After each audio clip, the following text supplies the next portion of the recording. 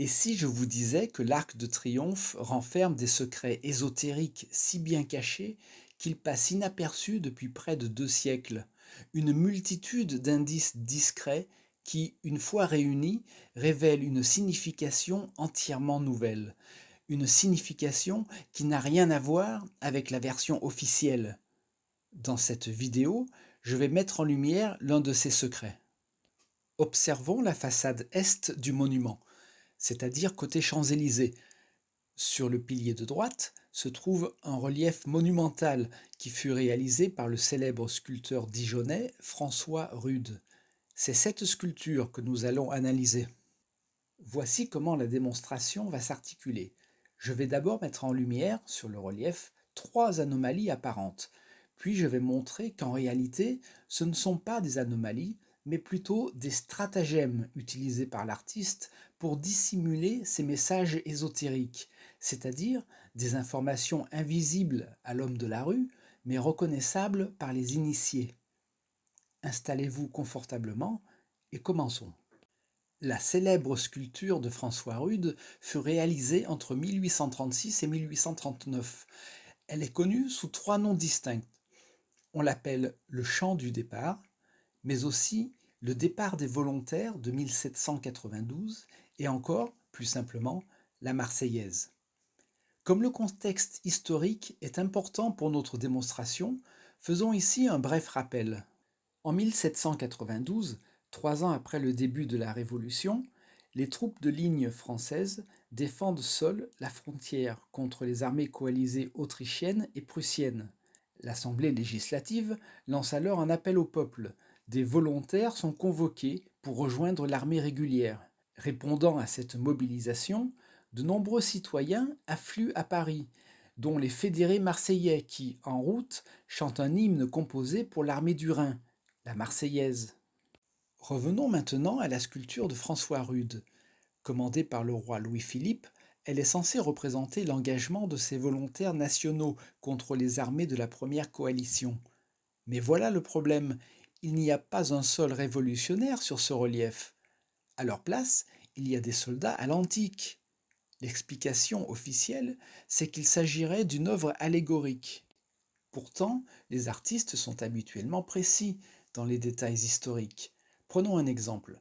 Jean-Pierre Houel, sur son tableau Prise de la Bastille, peint ses soldats et ses insurgés en costume d'époque, comme il se doit.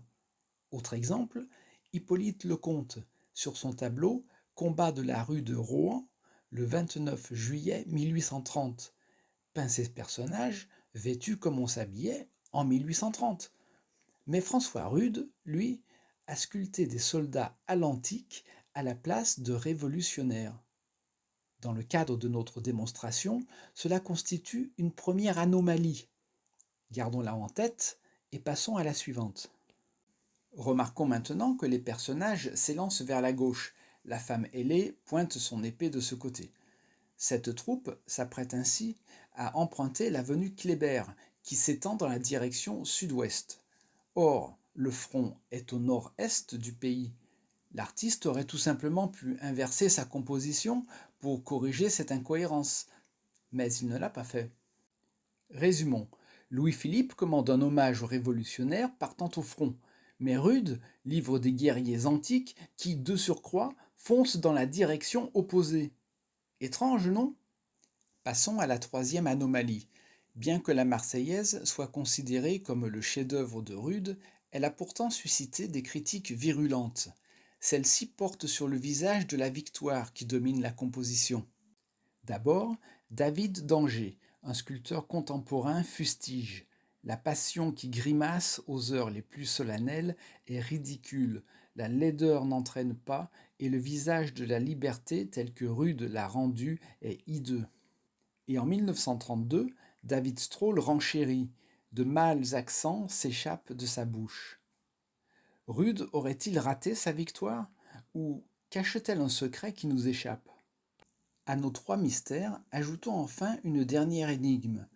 Rude a sculpté un vieil homme dont l'index tendu trône en plein centre de la composition. Que pointe-t-il? Il est temps de répondre à toutes ces questions. Et si Rude avait intentionnellement orienté sa troupe du mauvais côté? Imaginez, on regarde son relief dans un miroir et l'image inversée révèle alors une scène classique. Vous la voyez? Je vais vous montrer. Identifions d'abord la victoire correctement. Regardez sur sa poitrine, un petit visage. C'est un gorgonéon, la tête de Méduse. La mythologie rapporte qu'Athéna l'a reçu de Persée, qui avait décapité le monstre grâce à son aide.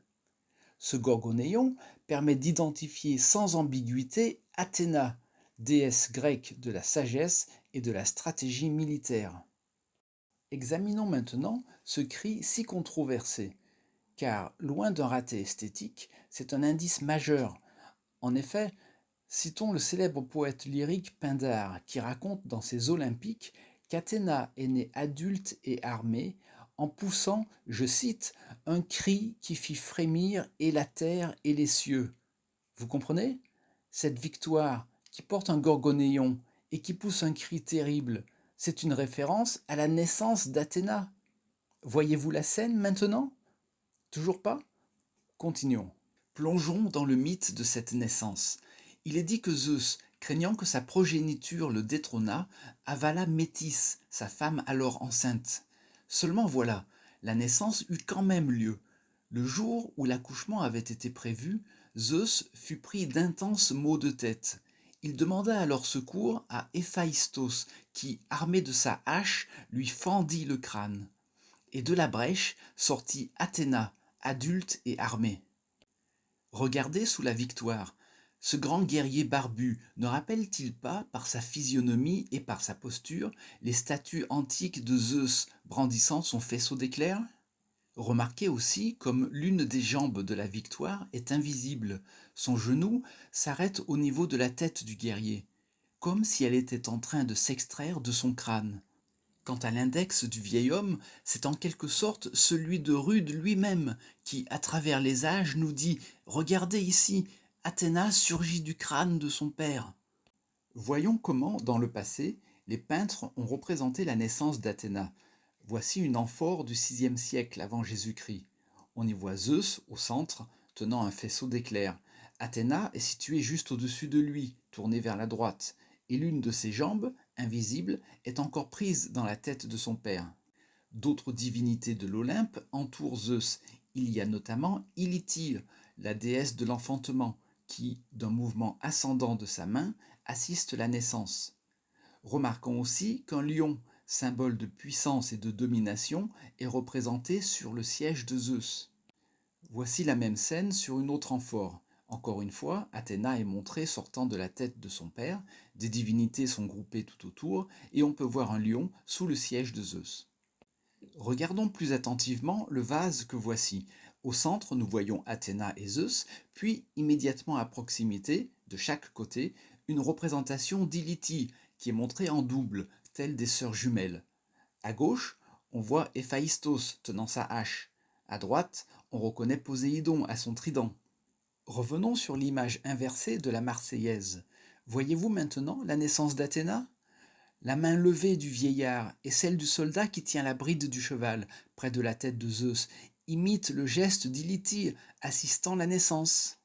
À gauche, le soldat avec son épée tient le rôle d'Héphaïstos qui, avec le tranchant de son arme, vient d'ouvrir le crâne de Zeus. À droite, le soldat qui souffle dans un corps est Poséidon, lequel est parfois représenté soufflant dans une conque marine. Mais surtout, il est reconnaissable par les trois pointes de lance qui, en arrière-plan, juste derrière lui, évoquent un trident. Finalement, notez aussi le lion, visible entre les jambes du grand guerrier.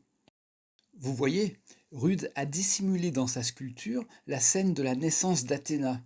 Les vêtements à l'antique et l'équipement de la troupe permettent tout juste de reconnaître les dieux grecs, une fois l'image renversée. C'est très subtil. Alors bien sûr, la question qui vient aux lèvres, c'est pourquoi Rude a-t-il intégré une telle scène dans son relief? Et pourquoi l'a-t-il cachée? En vérité, cette scène est uniquement le point de départ d'un véritable jeu de pistes ésotériques extrêmement sophistiqué mis en place par le sculpteur génial. Tout cela, Je le dévoile dans un livre qui vient d'être publié sur Amazon et qui s'intitule La remarquable découverte de l'amie Ursule. Dans ce livre, je montre que Rude a dissimulé bien d'autres scènes au sein de sa sculpture et qu'il a semé une multitude d'indices permettant à l'observateur attentif de décoder son relief.